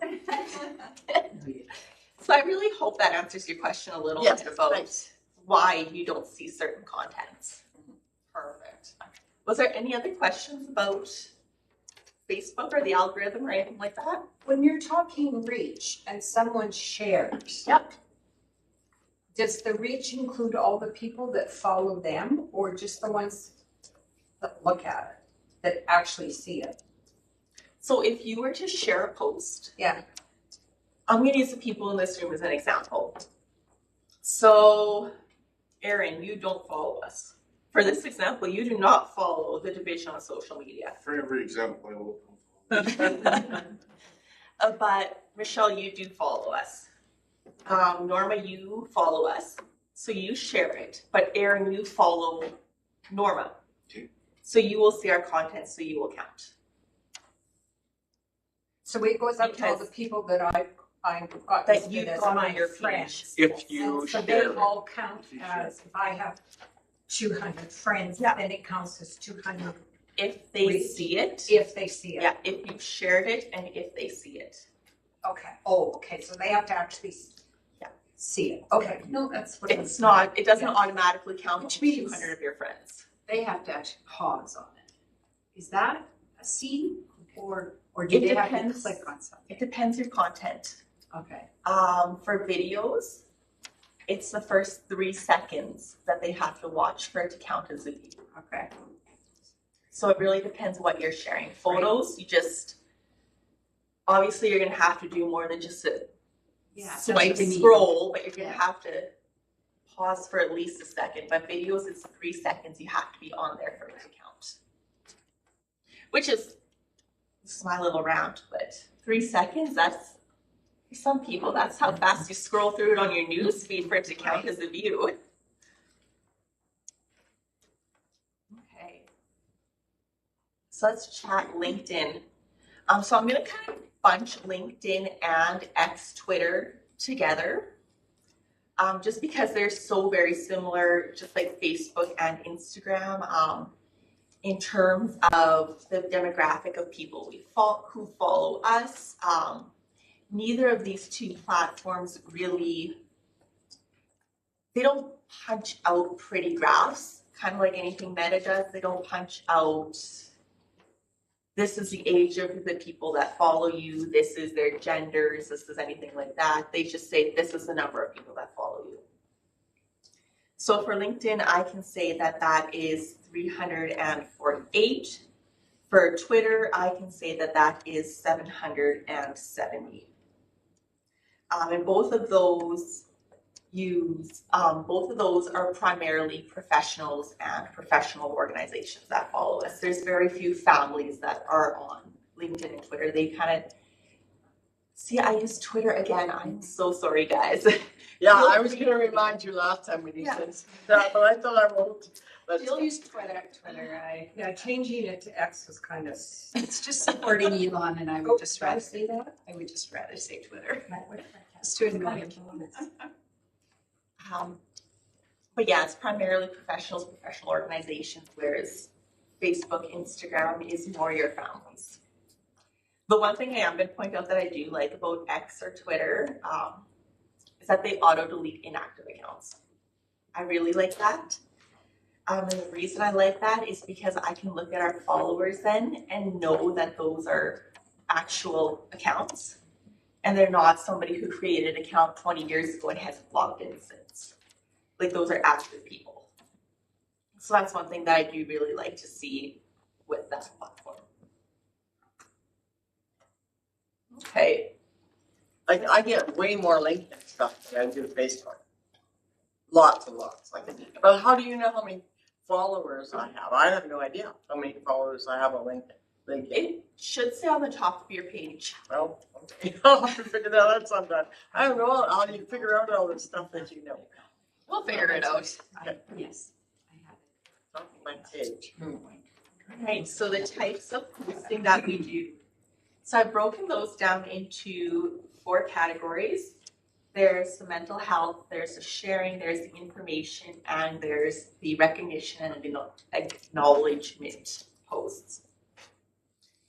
So mental health, so that content is things such as our Mental Health Monday postings and general mental health information that we share out. Sharing posts are their sharing posts, simply that.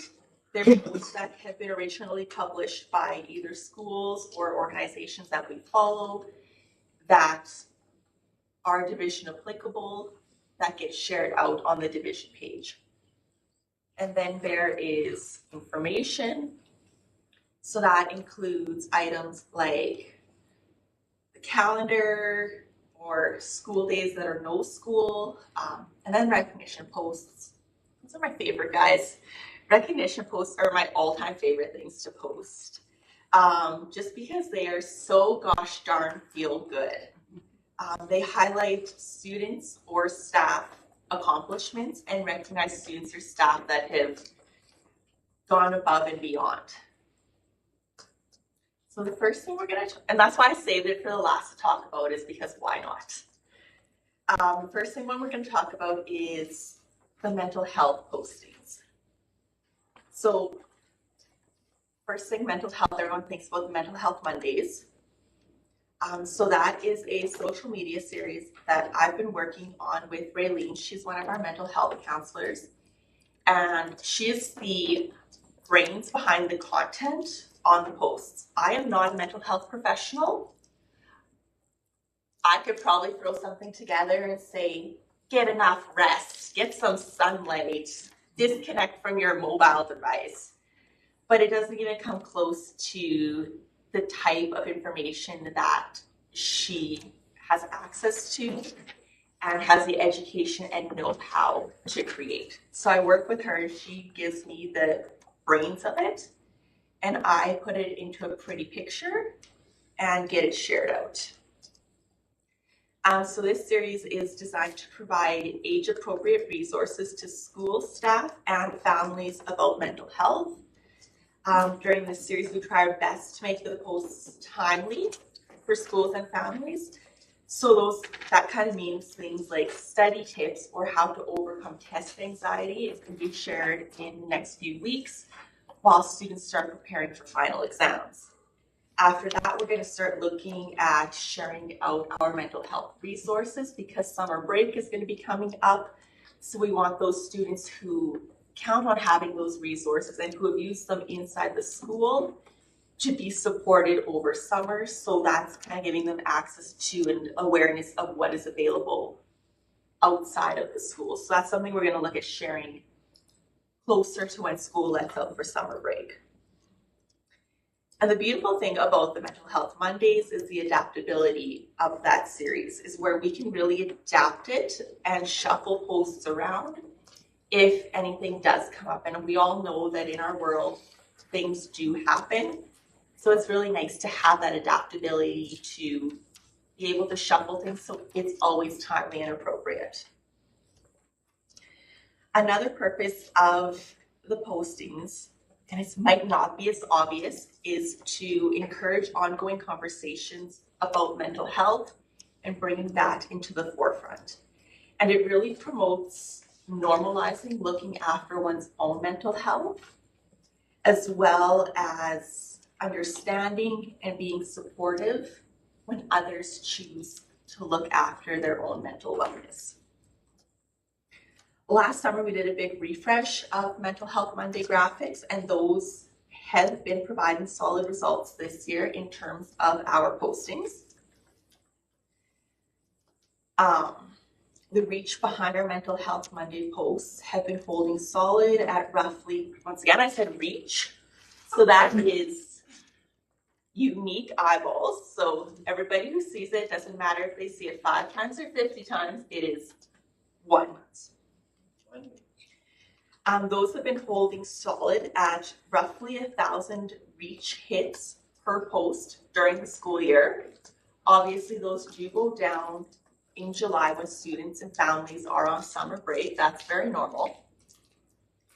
An interesting trend that I have been noticing with those postings is that although the reach is staying steady, the views are close to double the reach per post. Sometimes even higher than double the reach per post, and that's the views. So once again, views are counted as every time somebody has seen the post, whether it's one person seeing it multiple times or one person seeing it once. So this really tells me that people are circling back to the posts for a second, third, or maybe even a 4th time. There's absolutely no way of me knowing how many people of that 1,000 are circling back. There's no way of me knowing what percentage of people are circling back, and there's no way of me knowing if it's 5 people circling back 500 times or if it's 500 people circling back twice. There's no way of knowing that, but it does tell me that people are circling back. So that's something that I really like to see in terms of the content that is shared out in these posts. People are clearly finding it valuable and appreciating that it's there. So that I see that as a win or a green flag for content. Some of the top, the number one that we have seen throughout the year is our mental health supports listings in Southeast Saskatchewan. Those list the free mental health services offered in Southeast Saskatchewan, and is strictly the free services so that every student, every family in our division, regardless of anything that's happening outside of school, can access those resources. The second most popular one, no surprise here, is understanding the teenage brain. And then the third most popular one is self-regulation. The second type of posting I'm going to talk about is sharing. So individual school channels are a big part of how our schools communicate with their families. A lot of the schools that I have spoken with, they do not hesitate to tell me that their social channels are only second to EDSB when it comes to how they communicate with their families and how they get information out to the families of their students. Most of our schools do have accounts on Facebook. Some of them are SCC, some of them are school accounts, some of them are private accounts. So that when I say private, I mean that users have to ask to join, and then an admin from the account has to approve them to join. So only people who have been approved to join that account can see the posts that are posted from that account. And some are public pages. Schools primarily share interesting or fun things that happen at the school, important dates or important events that are happening at the school, days that the school might be closed, whether that be for a PD day, whether that be the power went out and it's February kind of thing. They'll share that kind of stuff, and they share a lot of student accomplishments on their pages. And this is kind of where that algorithm comes in, and it kind of relates back to why I feel really strongly about, as the division page, engaging with those school accounts. Is that even a simple like on their post, writing congratulations in the comment, not only does it feels really good for that student who's featured in that post, seeing the division say, hey, congratulations, this was really well done. Like, that feels pretty great for that student. But it also kind of tells the algorithm that, hey, people are liking this and you should be sharing it. And us sharing, like as the division office sharing the school's posts, it really does showcase the schools that are in the division, and it shows how unique each of our schools are. And it also shows a great deal of pride in the schools, what's happening in the schools, and the accomplishments of the students at those schools. The third thing I'm going to talk about is information posting. So these are kind of what you would think with the information. Those are employment postings. So if an employment opportunity needs a little TLC, we'll put it up on social media. It's also not uncommon for me to be asked by specific schools to create posters to put up around the community in terms of their employment opportunities in that school. And I love that, because who better to know where to find those perfect candidates than the people who are already living in that community. Like, their hands are on the button of where to look. We share yearly calendars, so that's shared in the spring when that's approved, but we also share it a couple times in the summer when parents are getting ready to start sending their kids back to school. We also share important dates, including things like school days and important reminders for families. We'll share registration information like kindergarten registration or school registration, scholarships or contest deadlines. Busing information, so we share that out in the spring because the routes are finalized in the summer. We'll do posting regarding getting students ready for busing in the winter and how to get students prepared to ride the bus in the winter. And I'll also, if it did happen a couple times this winter where we've had bus cancellations that impact the entire division or most of the division. So I will share those out on our social pages. And the reason I like to do that is because a lot of those posts get shared out to those What's Happening community pages, and it always looks better when the originating poster is from the division or the school itself when it gets shared to those pages. And also in information postings, I have the recognition days. So these are important days that are recognized by the division and its schools. So that includes things like your Red Dress Day, your Pride Month, and your Orange Shirt Day, and all those kind of things that we recognize as a division and as schools. My favorite, this is my happy place, guys, these ones. These are the recognition and acknowledgement postings. And they feel so gosh darn good. Our staff, our students, and the schools as a whole are doing some really great things, and it's really worth recognizing them for. So the things that we do for recognition days are, like, we recognize Bus Driver Appreciation Day, or we recognize our SLPs or teachers and staff. Not only do we like to showcase our staff and recognize them for their contributions to the students and the school communities, but gosh darn it, do our families love to recognize and express gratitude towards the staff that have impacted them and their children. We post individual staff or student awards and accomplishments. So if a student has won a significant scholarship, we'll share that out. Or teachers that have received awards, we'll post that. And division-wide accomplishments. A good one for that is in the next little while, we'll be sharing out Terry Fox fundraiser.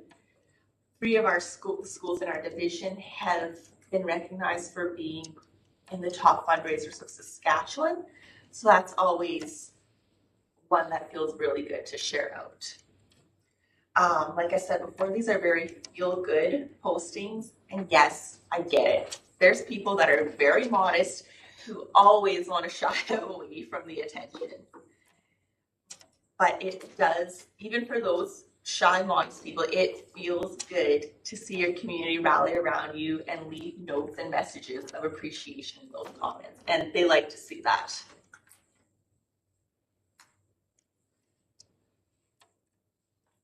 So now that we're going to move a little bit away from social channels and talk a little bit about some of those additional communications vehicles that I use, I'm going to highlight the newsletter, the websites, the division website and the school websites, as well as SharePoint.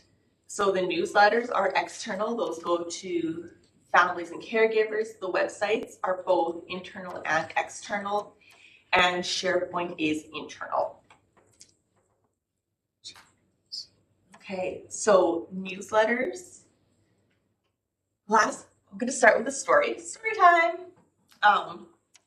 Last fall, I had a really unique opportunity, actually. So when we share out our division newsletters, they're hit to send between 4 and 4:30 p.m. So I had sent out the newsletter and finished my day, and I had stopped at the store to pick up a few things after I was done my work day, and I picked up my few things. It was quiet. There wasn't anybody behind me in line. And as I was walking up to pay for my items, the lady running the checkout was on her phone, like most young people are nowadays, even if they're working.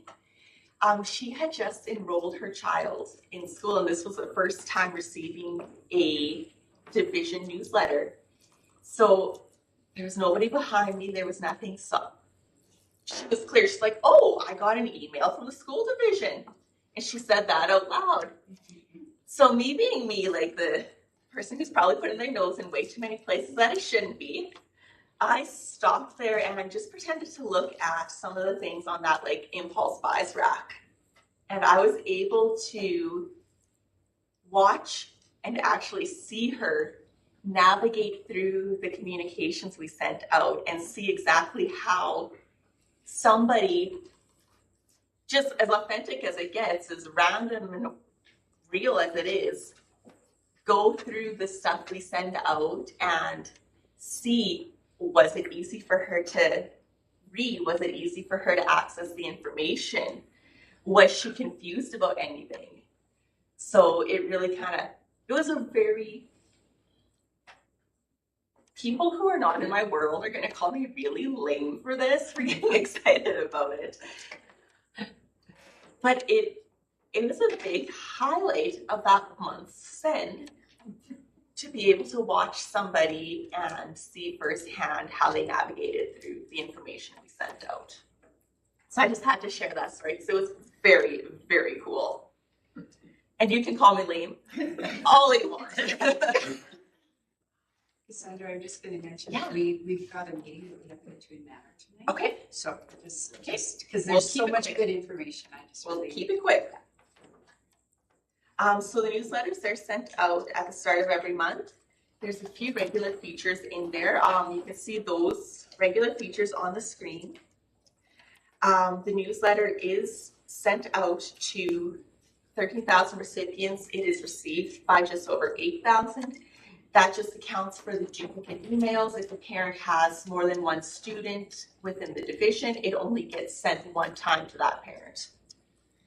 I want to point out that on average, 5,000 recipients open the newsletter. So that leads us to about just over 50% of the people who receive it are opening it.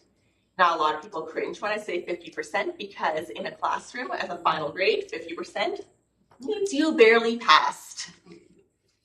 But in terms of newsletter opens, 50% is actually a really good number.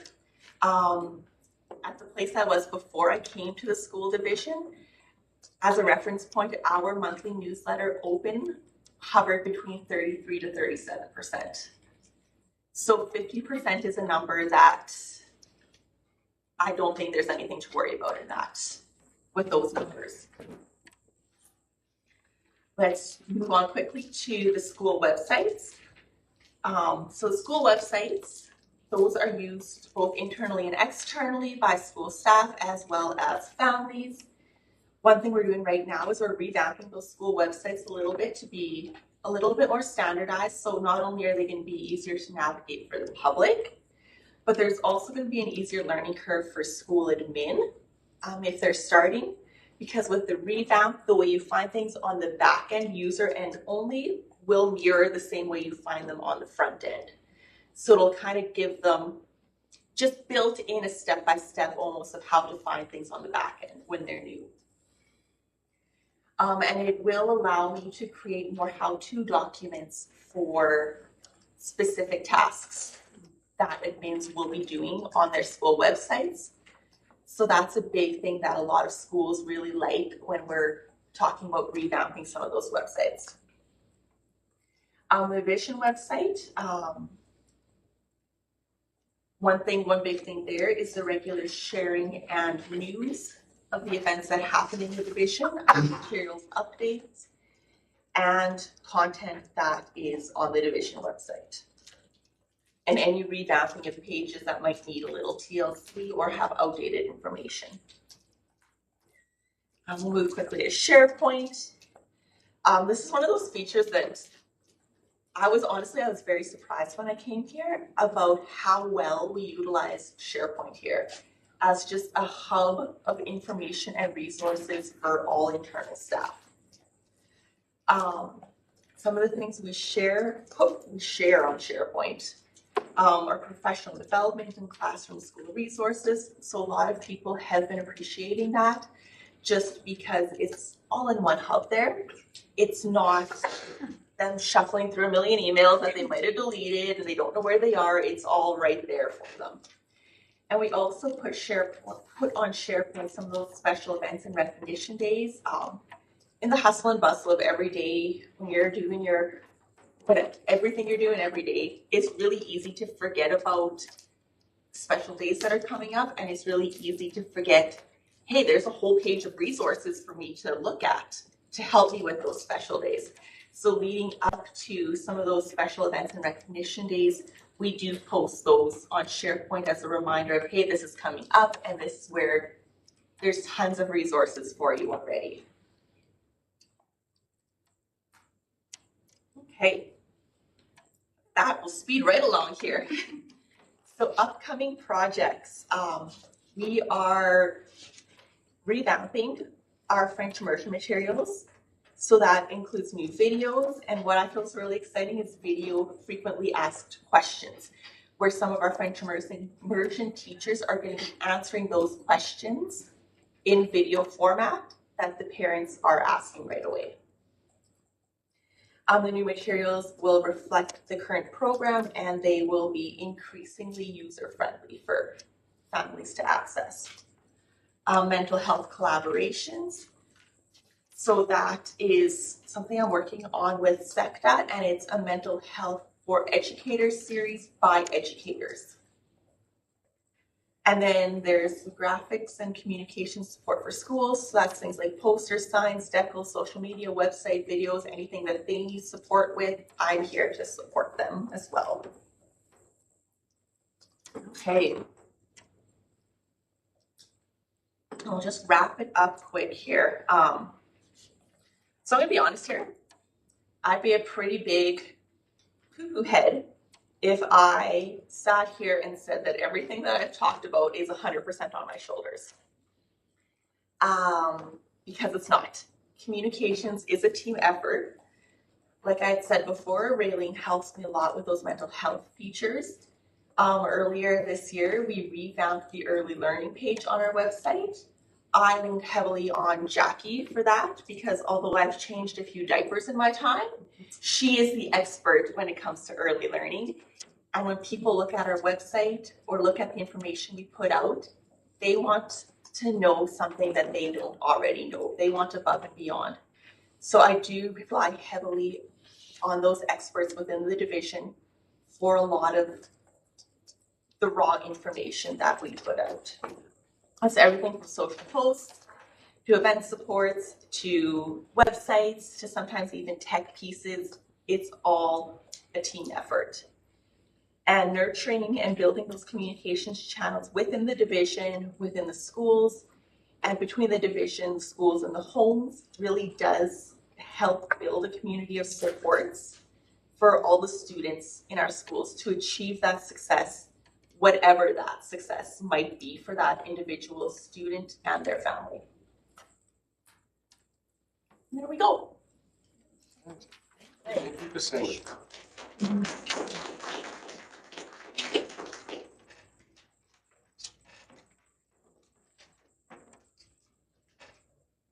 You're a busy girl.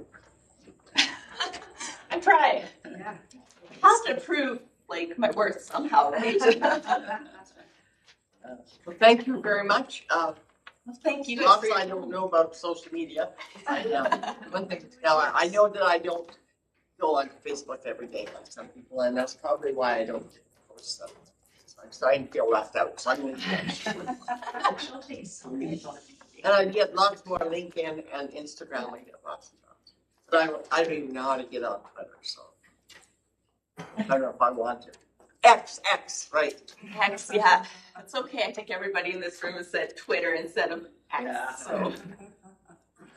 Okay, well, thank you very much for the presentation. Thank you very much.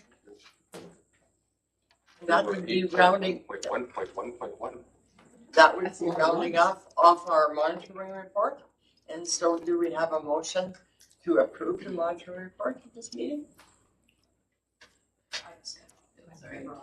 I move that the board find acceptable the monitoring report on system goal number 4 and do so by resolution. Thank you, Megan. All those in favor? Those opposed? Yeah. The motion's carried. And now on to future meetings and agendas. We have our HR meeting after this meeting today, and we're going out to SECTA and in Arcola, and then we'll see you all public section. Right? Oh, Matters. matters? Matters. I guess I better go to, I'm going with. Yep. Aaron. Aaron will get you there. You'll get to the right place. And then we'll see you all in June, at the public section meeting in Regina. And supper, evening before. Thanks for doing the reservation. No problem. Motion to adjourn. I think that's what we're waiting for, just a motion. Motion to adjourn. I will adjourn. Good. All those in favor? Opposed? The motion is carried. Thank you all.